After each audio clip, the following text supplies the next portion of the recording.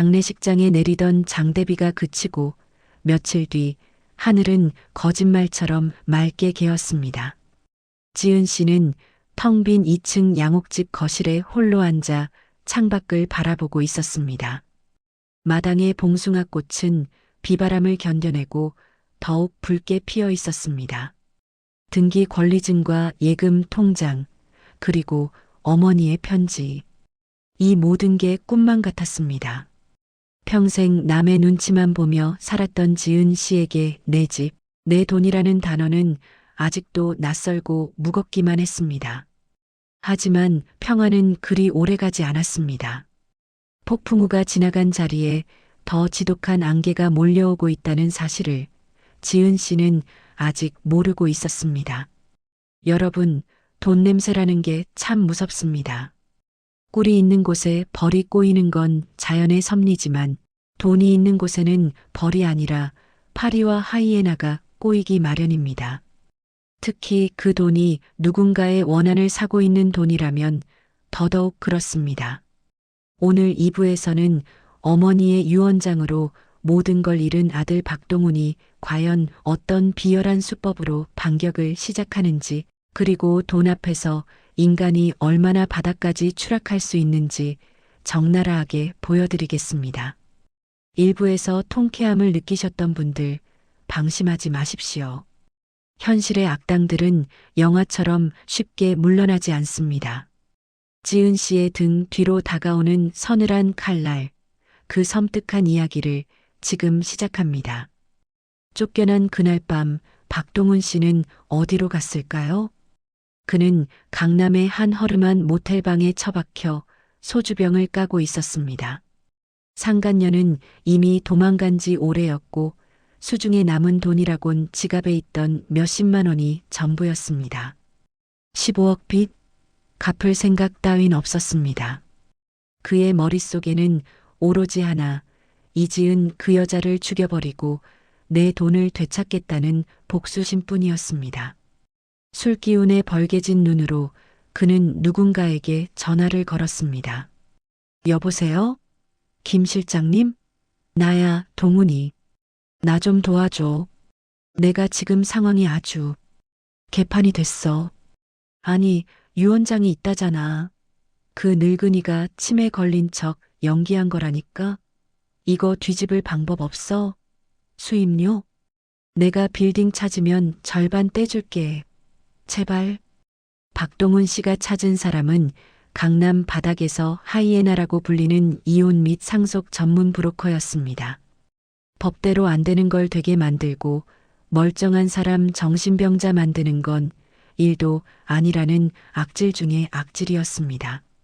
며칠 뒤 모텔방 문이 열리고 뱀눈을 한 남자가 들어왔습니다. 박 사장님 얘기 들었습니다. 상황이 아주 재미있게 돌아가더군요. 유언장 공증까지 완벽해서 전공법으로는 절대 못 이깁니다. 최 변호사 그 양반 빈틈없는 사람이라 서류로는 못 이겨요. 동훈 씨가 바짓가랑이라도 잡을 기세로 매달렸습니다. 그럼 어떡합니까?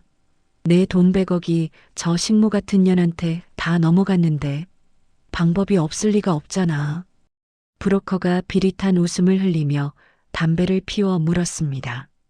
법은 증거 싸움이 아니라 누가 더 판사를 잘 속이느냐 싸움입니다. 유언장이 작성된 시점이 3년 전이라고 했죠? 그때 어머님 상태가 어땠습니까? 멀쩡했지. 나한테 욕도 하고 소리도 지르고. 아, 깜빡깜빡하긴 했어. 그걸로 부족합니다. 판사가 보기에 이 노인이 제정신이 아닌 상태에서 며느리한테 홀려서 도장을 찍었구나라는 확신을 줘야 합니다. 의사 진단서? 그런 건 돈 주면 써주는 의사들 널렸습니다. 중요한 건 증언입니다. 그때 당시 집안 사정을 잘 아는 사람, 며느리가 시어머니를 학대했다거나 강제로 도장을 찍게 했다고 말해줄 사람이 필요합니다. 동훈 씨의 눈이 번뜩였습니다. 집안 사정을 잘 아는 사람, 며느리의 약점을 아는 사람, 머릿속을 스쳐 지나가는 얼굴이 하나 있었습니다. 바로 5년 전 지은 씨와 대판 싸우고 쫓겨났던 가사 도우미 최 씨 아줌마였습니다. 그녀는 시어머니 반지를 훔치다 들켜서 지은 씨에게 고소를 당할 뻔했던 인물이었습니다. 지은 씨에게 앙심을 품고 있을 게 분명했습니다. 있어. 딱 좋은 여자가 있어. 동훈 씨는 무릎을 쳤습니다. 악마의 거래가 성사되는 순간이었습니다. 한편 지은 씨는 그런 사실은 꿈에도 모른 채 새 삶을 준비하고 있었습니다. 가장 먼저 한 일은 시어머니의 방을 정리하는 것이었습니다. 냄새나는 요를 버리고 벽지를 새로 바르기로 했습니다. 옷장을 정리하다가 낡은 일기장 하나를 발견했습니다. 삐뚤빼뚤한 글씨로 쓰인 어머니의 일기였습니다. 2020년 5월. 며느리가 오늘도 내 똥 기저귀를 갈았다. 미안해서 죽고 싶다. 동훈이 놈은 오늘도 오지 않았다. 지은아, 미안하다. 2021년 8월. 정신이 자꾸 흐려진다. 변호사를 불렀다. 내가 미치기 전에 해놔야 한다. 지은이를 지켜줘야 한다. 지은 씨는 일기장을 붙들고 또 한 번 울었습니다. 어머니의 사랑은 생각보다 훨씬 깊고 치열했습니다. 그 사랑을 지키기 위해서라도 절대 무너지지 않겠다고 다짐했습니다. 그때였습니다. 초인종 소리가 날카롭게 울렸습니다. 딩동 마이너스 누굴까? 올 사람이 없는데. 지은 씨는 눈물을 닦고 인터폰을 확인했습니다. 우체부 아저씨였습니다. 이지은 씨 계십니까? 법원에서 등기 왔습니다. 법원? 지은 씨의 가슴이 철렁 내려앉았습니다. 떨리는 손으로 문을 열고 등기를 받았습니다. 봉투 겉면에는 서울가정법원이라는 글씨가 선명했습니다. 봉투를 뜯자 붉은색 도장이 찍힌 소장이 나왔습니다. 소장 유언 무효 확인 및 상속 재산 분할 청구 소송 원고 박동훈. 피고 이지은. 내용을 읽어 내려가던 지은 씨의 손이 사시나무 떨듯 떨리기 시작했습니다. 소장에는 입에 담기도 힘든 거짓말들이 적혀 있었습니다. 피고 이지은은 시어머니인 망 김말순의 치매 증상을 악용하여 판단 능력이 없는 상태에서 강압적으로 유언장을 작성하게 했다. 피고는 평소 시어머니를 방치하고 학대하였으며 외부와의 접촉을 차단하고 재산을 가로챌 목적으로 아들과의 만남을 방해했다. 따라서 본 유언장은 원천 무효이며 망인의 모든 재산은 유일한 혈육인 원고 박동훈에게 상속되어야 한다. 기가 막혔습니다. 학대라니요. 강압이라니요. 10년 동안 하루도 빠짐없이 병수발을 든 건 지은 씨였습니다. 오히려 아들 박동훈은 어머니가 위독하다는 연락을 받고도 골프 치러 갔던 인간입니다. 그런데 적반하장도 유분수지 자신을 폐륜 며느리로 몰아세우고 있었습니다. 지은 씨는 바로 최 변호사에게 전화를 걸었습니다. 변호사님, 이게 뭐예요? 남편이 소송을 걸었어요. 유언장이 무효라니요? 최 변호사의 목소리는 침착했지만 평소보다 무거웠습니다. 예상은 했습니다만 생각보다 빨리 움직였네요. 지은 씨, 너무 걱정 마세요. 공증받은 유언장은 뒤집기 힘듭니다. 그런데 뭐요? 동훈 씨 쪽에서 가처분 신청을 같이 냈습니다. 소송이 끝날 때까지 상속받은 재산을 처분하거나 사용할 수 없도록 묶어두는 겁니다. 아마 당분간 예금 인출이 정지될 겁니다. 지은 씨는 황급히 은행 앱을 켰습니다. 거래 정지. 어머니가 물려주신 50억, 그 큰 돈이 그림의 떡이 되어버린 겁니다. 당장 생활비도 빠듯한데 소송 비용은 또 어떻게 감당해야 할지 막막했습니다. 가진 자의 여유는 순식간에 사라지고 다시 벼랑 끝에 선 기분이었습니다. 최 변호사는 일단 만나서 대책을 세우자고 했습니다. 다음 날 지은 씨는 변호사 사무실로 향했습니다. 로비에 들어서는데 저만치서 익숙한 웃음소리가 들렸습니다. 박동훈이었습니다. 그는 뻔뻔하게도 브로커와 함께 자판기 커피를 마시며 희희낙낙하고 있었습니다. 지은 씨를 발견한 동훈 씨가 씩 웃으며 다가왔습니다. 어이, 이지은 씨. 표정이 왜 그래? 100억 부자 되신 분이? 아, 통장이 묶여서 10원 한 장 못 쓰나? 꼴 좋다. 지은 씨가 노려보며 말했습니다. 당신 천벌 안 무서워? 어머니가 하늘에서 다 보고 계셔. 어떻게 없는 말까지 지어내서 소송을 걸어? 천벌? 야, 돈이 곧 법이고 신이야. 너 내가 가만둘 줄 알았냐? 너 감방 보낼 준비 다 끝났어. 너 우리 엄마 때렸다며? 밥도 안 주고 굶겼다며? 어머, 그게 무슨 개소리야. 동훈 씨가 뒤를 향해 손짓했습니다. 이모님, 이리 와보세요. 이 여자가 그때 그 며느리 맞죠? 구석에서 한 중년 여성이 걸어 나왔습니다. 지은 씨는 그녀를 보자마자 숨이 턱 막혔습니다. 5년 전 도둑질하다 쫓겨난 그 가사 도우미 최 씨였습니다. 그녀는 지은 씨를 보며 비릿하게 웃었습니다. 아이고 사모님, 오랜만이네. 그때 나 경찰에 신고한다고 난리치더니 꼴 좋게 됐어. 동훈 씨가 의기양양하게 말했습니다. 이분이 증인이야.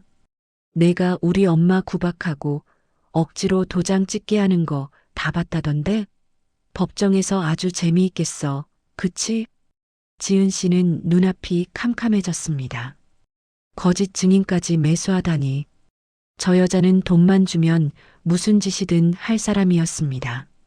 5년 전 시어머니의 다이아 반지를 훔치다 걸렸을 때도 할망구가 줬다고 오리발을 내밀던 사람이었습니다. 그런 사람이 법정에서 며느리가 시어머니를 때리는 걸 봤다고 증언한다면 판사가 누구 말을 믿어줄까요? 치매 노인의 오락가락하는 정신 상태를 증명할 길은 없고 증인은 거짓말을 하고 상황은 지은 씨에게 불리하게 돌아가고 있었습니다. 최 변호사 사무실에 들어선 지은 씨는 다리에 힘이 풀려 주저앉았습니다. 변호사님, 저 사람 가사 도우미까지 매수했어요. 거짓말을 할 거예요. 제가 어머니를 학대했다고. 최 변호사는 심각한 표정으로 서류를 검토했습니다. 상황이 좋지 않습니다. 유언 무효 소송의 핵심은 유언 능력입니다. 작성 당시 망인이 제정신이었다는 걸 증명해야 하는데 상대방은 치매 진단서와 목격자 진술을 앞세워 공격할 겁니다. 만약 법원에서 유언장이 무효라고 판단하면 모든 재산은 아들인 박동훈 씨에게 넘어갑니다. 그리고 지은 씨는 무고죄나 학대 혐의로 형사처벌을 받을 수도 있습니다. 형사처벌. 감옥에 갈 수도 있다는 말에 지은 씨는 공포에 질렸습니다. 어머니가 주신 날개가 족쇄가 되어 목을 조여오는 것 같았습니다. 그럼 전 어떻게 해요? 억울해서 어떡해요? 제가 어머니를 어떻게 모셨는데. 최 변호사가 안경을 벗으며 지은 씨의 눈을 똑바로 쳐다봤습니다. 지은 씨, 이 싸움은 진흙탕 싸움이 될 겁니다. 저쪽은 수단과 방법을 가리지 않을 거예요. 우리도 가만히 있을 순 없죠. 혹시 어머니가 치매 걸리시기 전에 혹은 정신이 맑으실 때 남겨둔 녹음 파일이나 영상 같은 거 없습니까? 그게 유일한 희망입니다. 녹음 파일, 영상? 지은 씨는 기억을 더듬었습니다. 매일 전쟁 같은 하루하루를 보내느라 그런 걸 찍을 여유가 없었습니다. 아니, 하나 있었습니다. 어머니가 돌아가시기 한 달 전 갑자기 정신이 돌아왔던 그날 밤, 어머니가 지은 씨의 손을 잡고 밤새 했던 이야기들. 하지만 그걸 녹음하진 않았습니다. 절망적이었습니다. 없어요. 그런 거 없어요, 변호사님. 지은 씨가 고개를 떨구자 최 변호사의 한숨소리가 들렸습니다. 그 시각 박동훈은 술집에서 브로커, 가사 도우미 최 씨와 함께 축배를 들고 있었습니다. 김 실장님 역시 대단해.